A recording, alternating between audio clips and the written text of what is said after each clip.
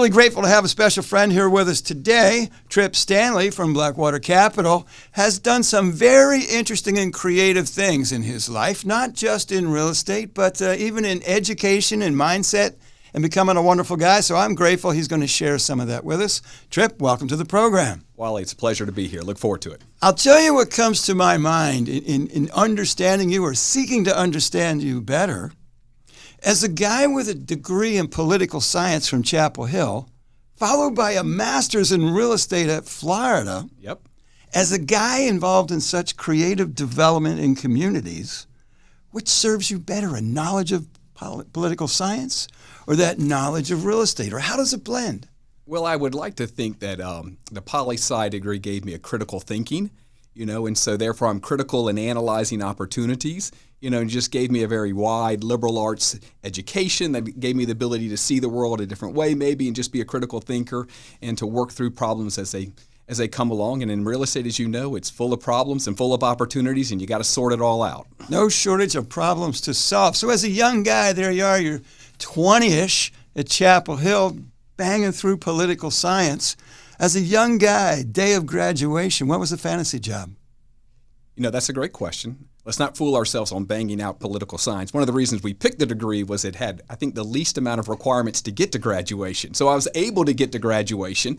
So that was an accomplishment in of itself. After that, the family had been in real estate, so it had always attracted me and brought me in. But after that, I didn't have many ideas of what I was going to do. Sooner or later, I'd end up in real estate, and that's where I've ended up. I like that. We live in a great country, and the country's beginning to age. And as the country ages, the buildings age with it. Yes. And a lot of times, the brilliance that went into designing a building and the use that was perfect at the time of conception, and maybe even for a generation or two of use, was right. And now we've, in city after city, here in Jacksonville being a great example, we've got buildings that were perfect at the time they were put there and are now in a sense of functional obsolescence. Yes.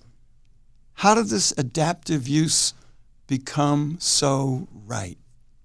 So I think it's, real estate investors like myself, independent guys just out there looking for opportunity, happen to use real estate as the asset of choice, okay? And in the world of opportunity, you're trying to find where the best risk-adjusted returns might be. And part of that comes in going to places where people aren't. And when the market moves from one sector to another or one style to another, it unfortunately leaves things behind. There's still value in those things that exist there. And so trying to find that value is very important. And when we look at the adaptive reuse of old industrial properties, obviously the market has moved on. The market in the industrial world is looking for larger, more efficient space. And some of that stuff built in the 40s and the 50s doesn't meet the industrial needs of today, but it meets other needs based off its location and opportunity to repurpose and redevelop and find a new life for it. The character that comes from adaptive use, I am so drawn to. It breaks my heart anytime I see a building brought down. Yes. When that building could have been repurposed. What do you say to a business owner, a developer who is looking at just dollars and cents? Yep. It says, I can tear it down and build new for X, and I've got these complicators and these unknowns when we're creative in adaptive use. How do you bridge that so they're comfortable with that investment? It's very tough. And I don't envy the position people are in as they try to wrestle these assets to the ground and figure out what the right use is. And sometimes it does say the numbers play out. Unfortunately, tearing down and building new is the path of least resistance. So that's where we're going to go. Finding that alternative use and spending that extra money, well, the market's got to be there to support that. And if the market's not there, then you're sort of caught betwixt and between. Your heart may say save it, but your mind is telling you it needs to come down. And oftentimes, depending on the size of the asset, sometimes new code makes things very difficult to bring things up to code from an ADA perspective, from a life safety perspective. And so all of a sudden, code is forcing you one way over another. Again, if the market is there and is willing to pay what the rent should be relative to the value of the asset, then that can work. Sometimes it doesn't. Sadly, as a sidebar to that, it's easy to tear things down. And so therefore we do. And that doesn't necessarily mean that's the right thing to do, but at certain times it is. So whenever we look at adaptive reuse opportunities like we're going to talk about today, we're able to save a lot of it. Some of it we can't save at the end of the day because of some of that obsolescence. Right. But you try to start with the mindset of how can I use what I currently have and how can I make this work? And starting there is important. And then you got to just go down that due diligence and critical path of finding out, can you make it work? And hopefully you can. That's the hope and the goal. I spent some time in Tampa in April at the Armature. I know that was a project of yours. Yeah. Phenomenal. Why was it phenomenal? Well, I'm fanatical about the industrial feel inside of a restaurant. Yep. Not industrial in the sense of like we're in a machinery shop per se. Yep. But I love the exposed brick, the exposed rafters. We're right there on the waterfront. Totally. It feels like you're in something Without a doubt. as opposed to just hanging out for a meal. And what was it 10 years prior? Just sitting there vacant. Right? Overlooked, unloved, nobody wanting to touch that thing. And today it's full of life because they repositioned it, they repurposed it. Now they're bringing in new construction all around it. I mean, it was the spark that lit the fire in that area. And it's that grist was in the mill, just the right person had to find it and work through it, which those local guys did down there, and they've created something of great appeal, of great use, of great function, and of great value, and I applaud them. I want to be them when I grow up. And I would say also there may well be opportunities where you take a building that's got quite a bit of dirt around it, and the dirt's not doing anything productive. Right. And the repurpose, that adaptive use of that building is dramatically increasing the value of the dirt around it. Without a doubt. It's an income statement play and a balance sheet play at the end of the day. And so you're always trying to add value through the process, and that value may come through the income statement, but if you're also growing the value of the asset on the balance sheet, that's also very important too. When we talk about adaptive use, is there typically a type of building that leads to a type of use that's typically most successful or tends to have the least resistance along the way? So I would say they're all snowflakes, right? They're very similar at one view, but when you get up closer, they're a lot different. And each one has its own unique characteristics and qualities, and some of that's driven by location. Okay, so what's happening in that sub-market? Some of it's driven by the actual building that's there. What can we put in there that could work in that first initial phase? And so it's a combination of both endogenous facts and exogenous factors at play. And so they're all different. They're not cookie cutters. You can't go in with the same mindset. And even though at the end of the day you may still roll in the same mix of uses, their connections and their flow and their design will be uniquely different relative to that specific space. Well, as a guy who's been fortunate to crawl around a lot of buildings, new and old, my observation, and share yours in particular if it's different than mine, it's relatively simple to take a large open space and turn it into a collection of smaller spaces. It appears to be immensely difficult to take a collection of small spaces, say office space, and turn it into a more creative use. It's nice having a big open space that you can turn into anything you want. Having elbow room and runway, if you will, is very important because it does give you imputed flexibility on figuring out how to put the pieces together. It still comes with some challenges.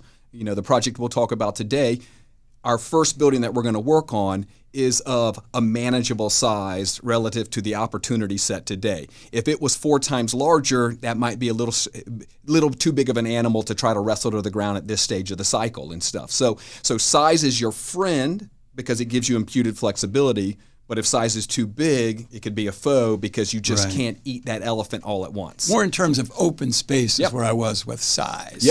So whether it's 10,000 feet or 100,000 feet, 100,000 feet of open space is a lot easier than 100,000 feet that's already been broken down to 1,000-foot blocks. Without a doubt. Without a doubt. We're on the same page there. Share with me the role of government in facilitating and encouraging adaptive use. Everything from zoning to infrastructure to how do you approach local government to say, we've got a creative idea for this building that's gone fallow. It doesn't fit into the present plan, how does that conversation begin? How does it get closed? You know, it has to begin with willingness, okay? And it takes a little bit of courage too, because again, modern code is a very strict box. And some of this adaptive reuse is a square peg trying to fit in a round hole, if you will, and it doesn't quite line up properly. Okay, and so you're going to have challenges on the horizontal side as your civil plans are being reviewed in the way you want to handle parking, landscaping, setbacks, sidewalks, etc. That might not fit with what their book says. And then it's going to relate to, on the vertical side, you know, you do have your life safety and your ADA, things you can't, and you don't want to get away from that. You want to build a safe space that's accessible by all parties. But I will say here locally, government is getting more and more willing to work with guys to help and girls to help us figure out how to bring these areas back to life. Fallow, dead areas serve nobody, okay? It's a negative, vicious cycle. It's time to get it positive and virtuous cycle. And therefore, it takes some creativity, it takes some willingness, it takes some courage, it takes some leniency. Okay, we're going to do a deviation and we're going to allow the setback to be different. Or we're going to say, fine, the sidewalk can go on the other side. Or we're going to, yes, we can modify the landscaping. Or we're going to decrease the amount of parking. All those little elements start to add up. And what's important is if both parties are playing for the same win-win, in a fair and reasonable manner, there's no reason we shouldn't be able to get there. And that's, you know, at the end of the day, there's a quote that I live by. It comes from Walter Wriston, former CEO of Citi, if I'm correct. And he goes, capital goes where it's welcomed and stays where it's well treated. And that is very true. And that is powerful. Every city that understands that will succeed and flourish. Because at the end of the day, as you and I know, it's the private market that makes things happen. And you got to be welcoming that capital, and you got to be treating that capital well when it comes. And if you're able to do that, the upside is unlimited. How does the regulatory battle, or whatever we might call that, the regulatory challenges, Yes. compare to the challenges of raising capital, in particular incentives from city government, state government, whatnot? Which, if you had to pick one, which better facilitates development, particularly in the urban core? An open mind of how do we solve the regulatory issues or how do we solve the incentive issues? Which better facilitates? So let's start with the incentives. And this is my own personal belief, and this is the path that I'm choosing to walk. I'm not seeking incentives. Okay, public incentives have a place, but I think here locally we've gotten a little too addicted to that, and I don't think it's the right mechanism at the end of the day. It needs to come from the private market. What the government needs to do is to set the stage and then get out of the way and let private capital do what private capital knows what to do and give it the opportunity to flourish. Set the stage and then let the actors act. Okay, so I would say the opportunity, so on the public incentive side, it might be wiser just to say no sometimes and figure out how to grease the wheels another way. On the regulatory side, it's about learning from other cities. What are they trying? What are they doing? What's going right in Asheville? What's going right in Greenville, Charlotte, Austin, Birmingham? Why isn't that happening here? What do we need to change to make that happen here? It isn't just money. Okay, it's about regulation. So I would spend more time on the regulation side and finding ways to make our code and our place an easier place to commit capital to real estate assets to grow. Because all we're trying to do on the real estate side is build a better place, right? And what did Emerson say? You know, you build a better mousetrap, what happens? The world comes beating down your door. There you go. Yeah, you make a fabulous point that through a friendly regulatory environment, a friendly code requirement. If we get all of that friendly, yes, the capital flows. Oh. It's building a road to bring the money into the city rather than going to the city asking for the money. Capital goes where it's welcome, stays where it's well treated. Uh-huh. And you can deduce anything from that you want, but it's self-evident in our private market system. Share your thoughts, if you would, on small, medium, and large. Okay. So we've got a lot of things in Jacksonville in the works or on the drawing board. Yes. Some of those are small. Let's say they're 10,000 feet and below. Yes. And some of them are medium, Yes. maybe a block. Some of them are quite large. The shipyard would be an example. Small, medium, and large, what needs to lead, and how does small, medium, large play together to ultimately get us where we're going? Well, small is beautiful, and never overlook the efficacy of the small. The small is where it always happens. It's very easy to suffer from edifice complex and look at the large projects and dream about them and think that they're the silver bullet and that's what's going to make things happen. No, it's always the small guy. It's always the small project. Small is what makes the difference. I would spend more time focusing on helping the small guys and the small girls and the small projects succeed, because at the end of the day, that's your most fertile ground, and it's also your best risk-adjusted ground. The larger the project, the more risk involved, the more time involved, more things that could go wrong. Focus on the small projects. Focus on that medium project. A block, you fix a block in an urban core, watch out what happens to the adjacent blocks, right? How long have we waited on the big projects? Decades. How much longer are we going to wait on the big projects? What I'm seeing, my observation is small is leading the way. Amen. And small should continue to lead the way. But that's my personal preference, and because I'm a small developer. I like that. So, density. Yes. One of the things we've suffered for a long time, frankly, since consolidation, is when we spread out the tax base, we tend to spread out the income generators. Yes.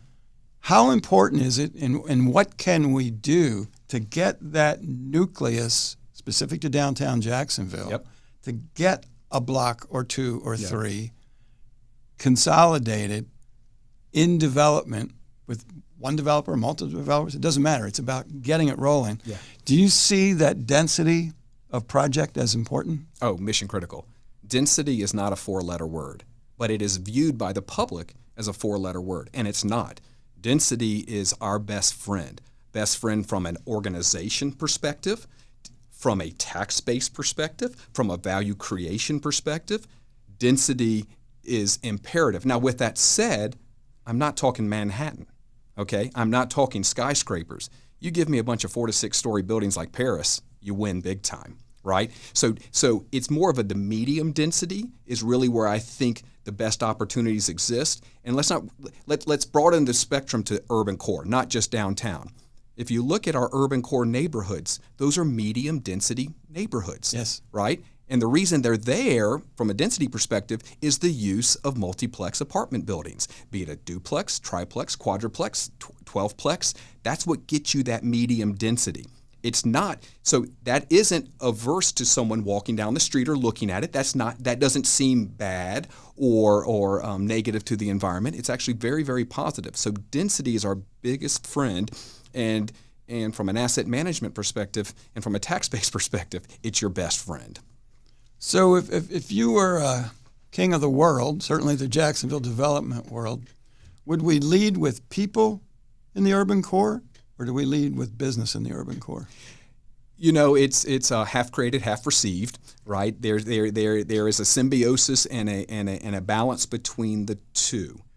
But what is the market affording us today? The market is affording us multifamily opportunities all over. So we can lead with people, okay? But if you're going to plan for those people, be thoughtful on how you're going to plan for the commercial services that are going to follow those people. And let's not be so Euclidean and split in all of our uses. Don't be afraid to mix it all together and stuff. And save space for commercial. That might not be there today, but will come in the future. But the market today and the growth in this market cycle has really fueled, and we see that all around the urban core. How many apartment complexes are being built around the urban core? It's starting to feel like we're flying them in Brooklyn in particular. Yep. But all over. They're on Phillips Highway now. Yeah. 10 years ago, would you have built an apartment complex off Phillips Highway? I would not. No. Would you do it today? All day long. In fact, I'm jealous of the guys that beat me to the punch. Right? San Marco East. Yes. So the urban core is... The infill inversion is finally taking place, and the lead blockers in that right now are the apartment guys and the multifamily guys. So let's just let them continue to flourish. But let's also be thoughtful in how is the commercial services that need to go with those come into play, and do we afford them the ability to be mixed use in nature and stuff? You've got a very exciting project developing here in Jacksonville on Dennis. Yes. Give me the backstory on how this vision came to be, what the building was, and where we're going. So the project we're talking about is called Dennis and Ives. We purchased it last September. When I say we, it's myself and two partners out of Charleston, South Carolina. So there's the clue right there. If you look at the growth of the peninsula in Charleston and you go up to the NoMo area and you see what has happened, what was vacant and derelict 10, 15 years ago is on fire as they have redeveloped through adaptive reuse a lot of their old industrial areas. If you look at Pacific Box and Crater, half mile north, it's amazing what has happened there. Okay? As we look around the country, this has happened all over the country, where people have gone into these old vintage industrial areas and started to redevelop them. Why have they done that? Because the grist is in the mill. The old buildings are there. You have something to work with, okay? So if I pull back out at the 30,000 foot level, Jacksonville on the diffusion of innovation is usually a late adopter into things. Well, okay? That was nicely said. Well, but that's who we are. And there's a positive and a negative. The negative is we're not as progressive as other cities, and so we're usually late to the game. The positive is, great, we'll just go take all their great ideas, figure out what worked in their early adaptation stage, what didn't work, and let's take that and let's learn from that. So what we're trying to do over at Dennis and Ives, it might be new to Jacksonville. It's not new to the country. I mean, this has been going on for 10 years in this market cycle. All we're trying to do is do it here in Jacksonville. And I like to say, if it can work in Greenville, South Carolina, I think it can work in Jacksonville, Florida. So what will be there at Dennis and Ives that's going to attract business and attract people? So right now, the asset that we control is a 5.5 acre contiguous parcel. Right now, it's split between a 70,000 foot vacant old cold storage facility and then a bunch of land. Okay, and so we're starting with one of the old cold storage facilities. We have filed our permits and we're getting ready to start demolition and construction to take a 28,000 square foot concrete fortress of a cold storage facility and turn it into creative office space. And what do we mean by creative office space? Open floor plan, open environment, no drop ceiling, things like that. We're going to punch a bunch of windows in it, make it look like an open, cool old warehouse. We're hoping to make it industrial chic, if you will, for lack of a better term. But that's what we've seen happen in these other markets. So a creative office is always an element associated with it, and that's where we're starting right now. And at 28,000 square feet is the size of the building. We're basically the size of a suburban office, the first floor of a suburban office building. Right. It's not very large. It's large enough to be creative in it, but it's also the risk associated with finding enough tenants to fill it up. We feel in this current environment, especially post-COVID, people are on defense right now in the office world. They're looking for ways to cut costs. They're looking for ways to downsize, to right-size now that we have this work-at-home sort of model. Like, I'm comfortable letting my employees do it, but guess what? We also still need to get back together and convene every so often. So we've got a lot of people circling right now that are trying to find ways to cut cost in their office spend, while at the same time creating that new, what that version 2.0 office is going to look like. I want to hear your vision for the duration of COVID future and then the post-COVID future. But before we do, take me back to Dennis and Ives. You have 28,000 feet, single story office. Where we're starting. Where you're starting. How many tenants do you envision that, or what size spaces is the present intention? You know, at the end of the day, I think we'll probably have 4 to 5 tenants in that 3,000 to 6,000 square foot range. So small to medium-sized businesses. You know, we have ample parking that's free, which is one of our competitive advantages.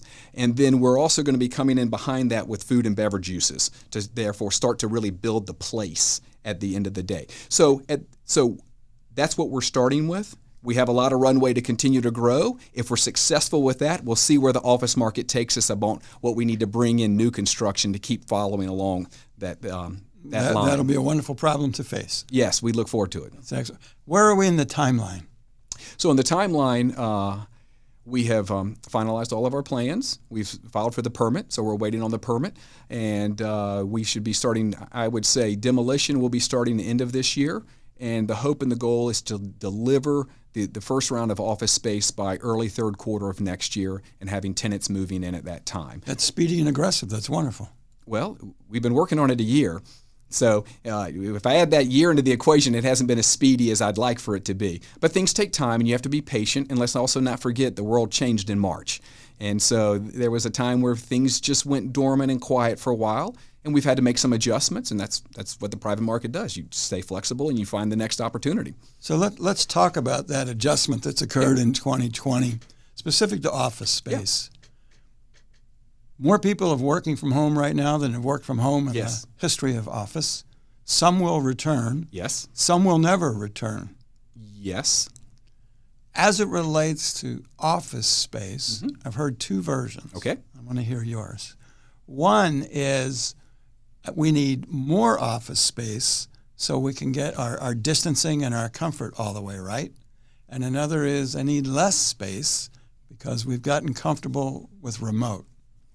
So I heard version one, and the way I heard it was outside walls stay the same, inside walls start to change. So we're not going to lose, or there won't be a lot of space coming back on the market. I don't know. I think more in the short term, I think we're going to see people downsizing. And I think we're going to see, I think the larger users are going to give back more space, and so you're going to have a lot more vacancy. The smaller guys are just trying to be more adapt and nimble. And how do I lower my cost? And if I was in 5,000 square feet, but I can get down to 3,000 square feet and I can save money, I'm going to do that. We've got to be nimble. So unfortunately, I think a contraction is going to take place in the short and the near term. But in the long term, this country is going to continue to grow, and we'll absorb the space, and we'll start building new buildings. And the impact of that contraction will that be in a reduction in rent, a reduction in valuation, or just an increase in vacancy? I don't know how to flow all through the system, you know. I do know that if you had all these answers, we could act on it. We could, and we'd have to turn off the mic. I think it's wise for people to be defensive right now and to try to find ways to protect yourself for an unknown future that exists before us. And this unknown future may have a 6-month duration, may have a 6-year duration. We don't know, but it usually pays to be wise. It's good to have a mind toward adaptive use. And that shell, regardless of what's presently happening in it or who's occupying it, will retain value as a shell. Yes. And it's up to us to creatively figure out how to optimize that space so that it performs economically and for the community. Well, a box is a box, you know, and it can be programmed multiple ways, you know. So start with the basics, you know, the Vince Lombardi, this is a football, right? Start with a box and figure out what to do with that box. If you could solve one problem in Jacksonville that would facilitate development of the urban core as you see it, what one problem would we solve? I'm going to invert it, okay? What one opportunity that do I see that's going to change the face of the urban core? I like that. Share it. And that's the Emerald Trail that Groundworks is working on. What we're trying to do at Dennis and Ives is simply follow the playbook of what they did in Atlanta when they did the Beltline. And the Beltline unearthed and unlocked all of those old industrial properties. So you travel through the urban core of Atlanta and you see all this activity. Notice how close it is to that, to the Beltline. And our Emerald Trail is our Beltline. And the work that KE House and Groundworks is doing has been amazing. The public-private partnerships that she has created, the money that the mayor has committed is unbelievable. That project alone, forget problems, let's focus on opportunities. The opportunity to put that trail network into play, which is going to be a multi-phase, multi-year project, is going to change the face of the entire urban core. And all you have to do is look at the Beltline in Atlanta, and there are other areas that people have maximized these urban core trail networks, and it has unearthed the value that's inherent and that's been latent. Walkability. Well, what mobility, right? Bike, skateboard, scooter, bird, you know, whatever it is. It's not just walkability, but having that other than car mobility. Right. The ability to move from activity to activity without transplanting yourself dozens of miles or needing a device to get you there. Without a doubt. And we choose to, and our hope and goal is that Dennis and Ives is a node upon that whole network that is a destination and an activation, but it's just one of many to come. I like that. I like that a lot. I am grateful for all that you do in the community. I am very grateful to have spent time with you, and you've shared that with us. And I would encourage anyone and everyone who's interested in the urban core, whether it's the urban core of Jacksonville or anywhere around the country. I know you've got active projects all across the Southeast, successful projects, to reach out, have a conversation, learn a little bit more about work, learn a little bit more about what didn't work, and bring those into your own mind and your own community, and let's do more great things together. I like it. Thank you so much. You know it. Thank you, Wally.